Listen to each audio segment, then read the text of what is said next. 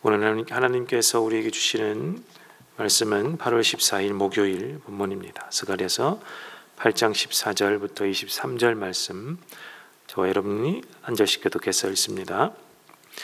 나 만군의 주가 말한다. 너희 조상들이 나를 노하게 하였을 때에 나는 너희에게 재앙을 내리기로 작정하고 또 그 뜻을 돌이키지도 않았다. 나 만군의 주가 말한다. 그러나 이제는 내가 다시 예루살렘과 유다 백성에게 복을 내려주기로 작정하였으니 너희는 두려워하지 말아라. 너희가 해야 할 일은 이러하다. 서로 진실을 말하여라. 너희의 성문 법정에서는 참되고 공의롭게 재판하여 평화를 이루라. 이웃을 해칠 생각을 서로 마음에 품지 말고 거짓으로 맹세하기를 좋아하지 말아라. 이 모든 것은 내가 미워하는 것이다. 나 주가 말한다. 만군의 주님께서 나에게 말씀하셨다. 나 만군의 주가 말한다. 넷째 달의 금식일과 다섯째 달의 금식일과 일곱째 달의 금식일과 여섯째 달의 금식일이 바뀌어서 유다 백성에게 기쁘고 즐겁고 유쾌한 절기가 될 것이다. 너희는 마땅히 성실을 사랑하고 평화를 사랑해야 한다. 나 만군의 주가 말한다. 이제 곧 세상 여러 나라에서 수많은 민족들과 주민들이 몰려올 것이다. 한 성읍의 주민이 다른 성읍의 주민에게 가서 어서 가서 만군의 주님께 기도하고 주님의 은혜를 구하자 하면 다른 성읍의 주민들도 저마다 나도 가겠다 할 것이다. 수많은 민족과 강대국이 나 만군의 주에게 기도하여 주의 은혜를 구하려고 예루살렘으로 올 것이다. 나 만군의 주가 말한다. 그때가 되면 말이 다른 이방 사람 10명이 유다 사람 하나의 옷자락을 붙잡고 우리가 너와 함께 가겠다. 하나님 너희와 함께 계신다는 말을 들었다 하고 말할 것이다. 아멘. 오늘 이 짧은 말씀은 이제 바벨론 포로에서 이제 돌아온 백성들에게 주신 하나님의 말씀입니다. 스가랴를 통해서 준 이 하나님의 말씀입니다. 이 백성들은 이제 바벨론 포로에서 돌아와 이제 성전을 짓게 되었습니다. 희망적이죠. 성전이 무너졌으니까 이제 다시 하나님이 오셔서 이 백성들을 통치해 주실 이 성전을 짓는다는 것, 이 하나님의 백성들에게는 정말 희망의 부푼 일입니다. 이제 다시 하나님을 모시어 드릴 수 있겠구나. 그렇게 희망찬 일이지만 여전히 미래에 대한 두려움이 있죠. 그리고 과거를 생각해 볼 때 이 성전이 없어진 것의 원인은 이 백성들에게서 찾아야 하기 때문에 과거를 돌아볼 때는 죄책감이 사로잡을 수밖에 없는 것입니다. 만감이 교차하는 이 성전 건축일 것입니다. 다시 그 영광의 성전을 우리가 건축하는구나. 동시에 과연 할 수 있을까? 내가 무엇이 간데 이것을 할 수 있을까?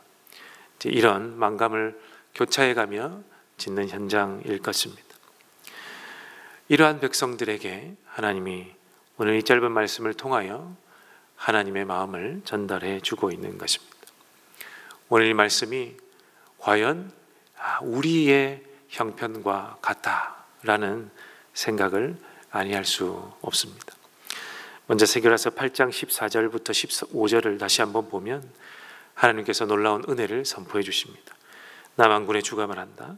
너희 조상들이 나를 노하게 하였을 때에 나는 너희에게 재앙을 내리기로 작정하고 또 그 뜻을 돌이키지도 않았다. 나 만군의 주가 말한다. 그러나 이제는 내가 다시 예루살렘과 유다 백성에게 복을 내려주기로 작정하였으니 너희는 두려워하지 말아라. 두려워했다는 이야기죠. 두려움을 가질 수밖에 없는 형편에 놓여 있다는 것입니다. 하나님께서는 이 조상들의 불순종 때문에 이 백성들에게 재앙을 내리셨지 않습니까?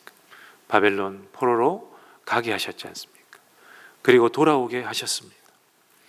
그러나 과연 이 심판이, 이 하나님의 재앙이 과연 다 멈추었을까 생각해 볼 수도 있겠죠. 그래서 이 결정이 변하지 않았다. 하나님 말씀하십니다. 그러나 이제 하나님은 또한 붙여서 이 하나님의 백성에게 은혜 베풀기로 정하셨다. 이 두려움에 쌓여 있는 이 백성들에게 은혜 베풀기로 정하시고 그들을 향해서 두려워하지 말아라 라는 것을 연이어서 하나님이 말씀하시는 것을 볼 때 과연 하나님이 변덕스럽지 않을까? 다시금 재앙으로 돌이키시지 않을까? 이렇게 생각해 볼 수도 있겠죠. 그러나 오늘 말씀에서는 내가 다시 예루살렘과 유다 백성에게 복을 내려주기로 작정하였으니 너희는 두려워하지 말아라. 이것이 하나님의 선포이고 그에 앞서 너희에게 재앙을 내리기로 작정하고 그것도 그 뜻을 돌이키지도 않았다.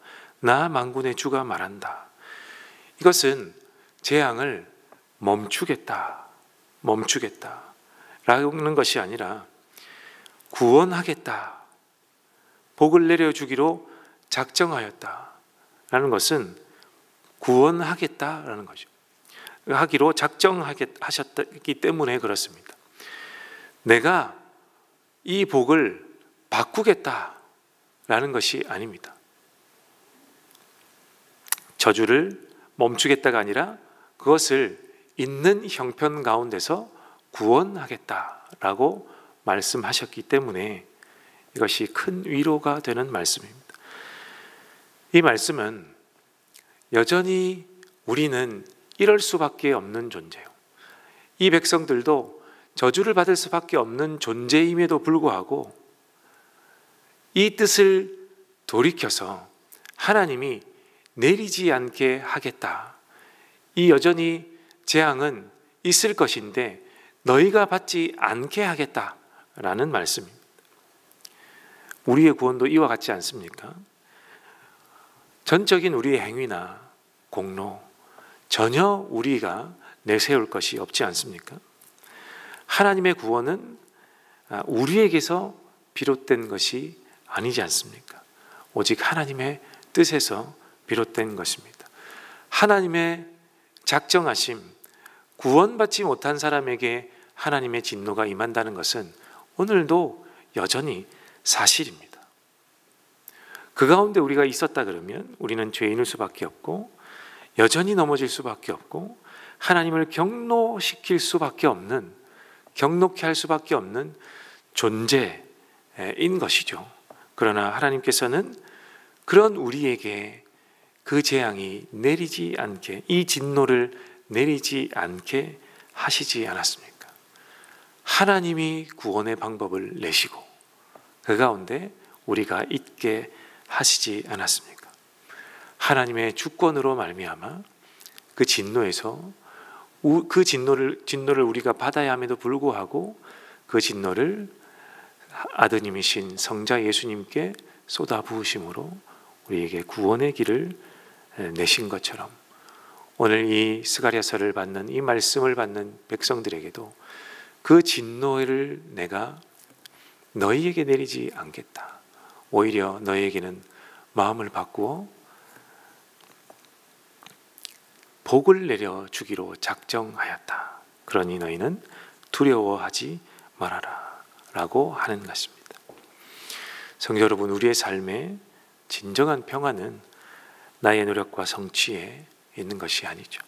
미래의 성공과 안정이, 현재의 성공과 또한 안정이 우리의 두려움을 해결해 주지는 못합니다. 진정한 평안은 오직 하나님께로부터 오는 것임을, 하나님이 작정하신 그 은혜를 내가 입었다라는 이 확신으로부터 오는 것입니다. 이 확신이 오늘날을 살아가는, 또 앞으로도 살아가는 어떠한 환경과 어떠한 환난과 곤경에 처함에도 불구하고 그 가운데서 평안을 누릴 수 있다는 확신을 또한 우리가 가지게 만드는 것입니다. 그리고 하나님께서 이어서 선포하십니다. 너희가 행할 일은 이러한 일이리라 라고 선포하시죠. 하나님의 은혜를 받은 백성으로 이 하나님의 백성은 어떻게 살아야 하는가를 또한 오늘 말씀은 보여줍니다. 16절과 17절을 보시면 너희가 해야 할 일은 이러하다. 서로 진실을 말하여라. 너희의 성문 법정에서는 참되고 공의롭게 재판하여서 평화를 이루어라. 이웃을 해칠 생각을 서로 마음에 품지 말고 거짓으로 맹세하기를 좋아하지 말아라. 이 모든 것은 내가 미워하는 것이다. 나 주가 말한다. 여기서 우리가 주목해야 할 것은 하나님이 요구하시는 것이 어떤 종교적 행위가 아니다. 특별한 종교적 행위가 아니다라는 사실이죠. 이 백성들은 성전을 짓고 있습니다. 이 성전을 짓는 이유가 무엇입니까? 이 돌성전 이 제체를 지어서 하나님의 복을 받아야겠다. 이것을 짓지 않으면 하나님이 진노하실 것이니까 내가 하나님의 진노를 멈추기 위해서 이 성전을 지어야겠다. 이것이 아니지 않습니까? 그곳에 계신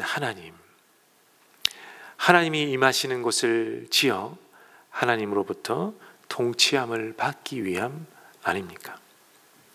그래서 하나님의 통치함을 받고 하나님의 백성으로서 그 정체성을 가지고 살기 위함, 그 위함으로 이 성전을 이 백성들이 다시 지으려는 것이 아니겠습니까? 우리에게도 마찬가지입니다. 하나님은 우리에게 예배와 기도와 금식을 원하시는 이유는 우리에게 온전한 예배와 예배적 삶을 원하시는 이유는 단순히 예배받고 말기 원하심이 아닙니다. 그것을 넘어선 삶의 윤리, 삶의 평화, 삶을 통하여 그리스도를 나타냄, 여기에 있는 것이 아니겠습니까? 그것은 바로 이웃과 관계 속에서 진실과 정의와 그리고 평화의 삶을 실천함으로 이곳이 바로 하나님의 나라다. 내가 하나님 나라 속에서 나라 안에서 하나님의 통치함을 받고 있는 백성으로서의 정체성을 실현하여라 라는 것이 우리에게 원하시는 예배요 그리고 예배적 삶이 아니겠습니까? 하나님의 이러한 명령은 율법이 아닙니다. 그러면 무엇입니까? 은혜의 결과이죠. 은혜 받은 자의 열매이죠. 우리가 먼저 하나님께로부터 은혜함을 받았기 때문에, 은혜로 말미암은 이 구원함을 받았기 때문에 이제 그 삶에 합당한 부르심으로서의 삶을 살아야 하는 것입니다. 우리 개혁주의 신학, 하나님이 선포하시는 이 말씀 속에 임하는 이 개혁주의 신학은 구원 이후의 삶을 성화라고 이름을 붙입니다. 구원받은 우리가 성령의 인도하심을 따라서 죄를 미워하고 하나님의 뜻을 따라서 거룩한 삶을 추구해 나가는 것이 성화인데, 이 과정에서 우리는 오직 하나님께로만 초점이 맞추지 않습니다. 어떻게 합니까? 하나님을 사랑하고 내 이웃을 나 자신과 같이 사랑함을 통하여 성화를 이루어가는 것이죠. 또한 오늘 말씀하는 것처럼 이웃을 향해 진리를 말하고 정의를 실천하고 거짓과 악을 멀리하며 이웃과 함께 살아가는, 하나님의 통치함을 받아 이웃과 함께 살아가는 것을 추구하는 것을 원하신다는 것, 오늘 이 이스라엘 백성에게 원하시는 삶, 곧 우리에게 원하시는 삶일 줄로 믿습니다. 성도 여러분, 우리의 삶은 이원론적으로 분리될 수 없습니다.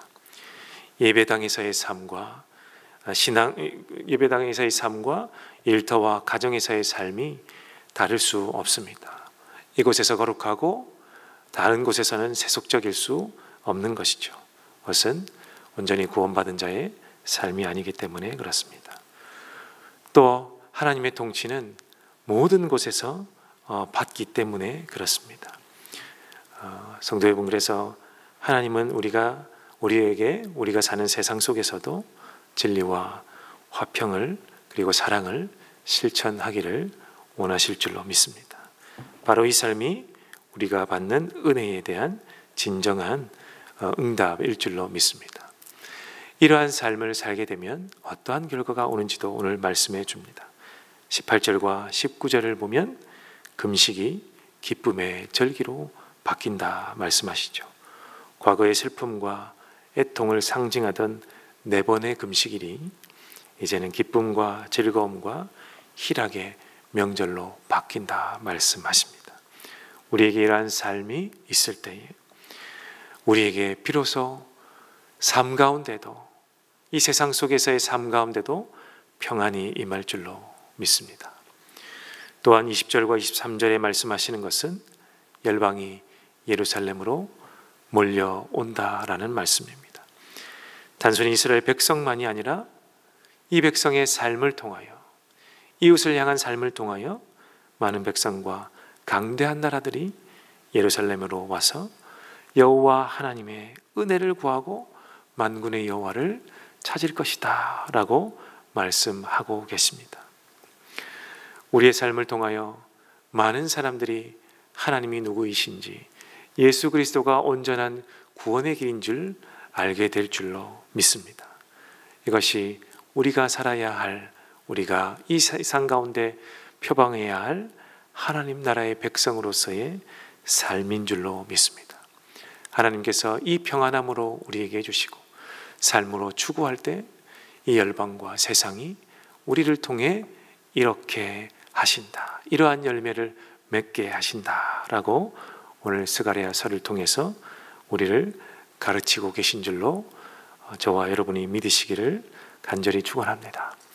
오늘 말씀을 통하여 하나님의 주권이 우리에게 온전히 임하시기를, 하나님의 통치함이 온전히 임하시기를, 구원받은 자로, 은혜 받은 자로서의 평안함이 우리에게 있기를, 이 평안함을 통하여 세상 가운데, 이웃 가운데 이 평화와 이 평화를 실천하는 삶 가운데 그들에게도 열방이 돌아오는 열매가 우리를 통하여 또 이루어지기를, 이 세상 세상 사람들 가운데도 이루어지기를, 우리를 통하여 그 삶이 사라지기를 원하는 그 하나님의 뜻이 오늘도 우리에게 펼쳐지기를 간절히 함께 추구하며 기도하는 저와 여러분 되시기를 간절히 축원합니다. 성도 여러분, 오늘 이 말씀을 가지고 함께 기도하겠습니다. 우리 첫 번째 기도 제목은 하나님, 우리에게 평안의 띠를 띠고 세상의 화평을 전하는 자가 되게 하여 주시옵소서. 그리하여 세상 가운데 주님을 전하고 세상 사람들이 주님께 돌아오는 역사가 오늘도 일어나게 하옵소서. 우리 첫 번째 기도해 주시고, 두 번째는 우리 가정을 위해 기도하는 목요일입니다. 하나님, 가정의 화평함으로 또한 하나님께 영광 돌리는 우리가 되게 하여 주시옵소서. 기도해 주시고, 오늘부터 새벽에 있을 청년들이 수련회를 떠나고 또 내일은 톡틴 청소년들이 우리 또 여름 수련회를 떠납니다. 이 두 부서 가운데 우리 총 참가하는 인원이 420명이 됩니다. 이렇게 많이 떠납니다. 하나님, 우리 다음 세대의 청년들과 그리고 청소년들에게 하나님의 화평이 임하기를, 구원받은 자로서의 정체성이 다 잡아지기를, 그리하여 그들의 삶 가운데도 화평을 전하는 자로서의 삶이 되기를 하나님 도와주시옵소서. 이 수련을 통하여 하나님 역사하여 주십시오. 우리 세 번째 기도해 주시고, 또한 여러분이 가지고 오신 기도의 제목을 가지고 함께 기도하시다가 돌아가겠습니다. 함께 기도합니다.